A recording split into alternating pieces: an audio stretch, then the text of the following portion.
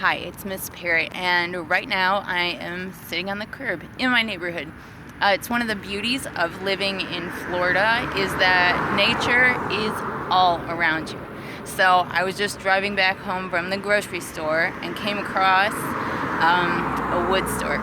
So let's take a look.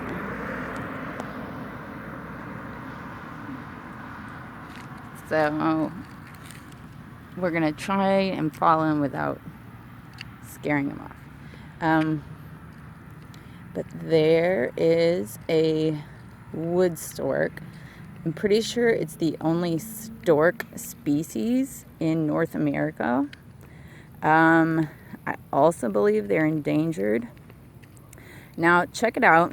You can see their feathers are like gorgeous white, like a fluffy, amazing blanket. With a black lining on the underside. When they're in flight, it is gorgeous.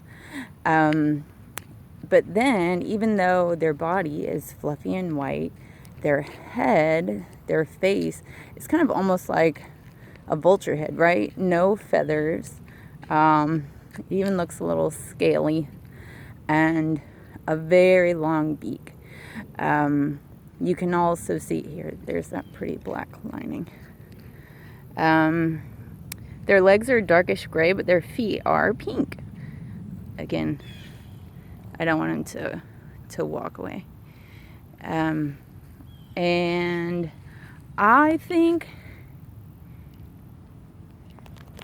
personally, I think that wood storks are like secretly wizards in animal form or something. There's something about them that's just so ancient and mysterious looking, but then when you watch them trying to cross the road, it's not quite as mysterious. But I just think that it's amazing.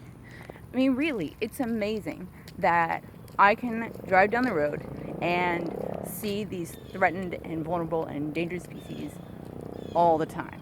It's a pretty great part of living in Florida. So we'll take a last look at this wood stork and I'll sign off.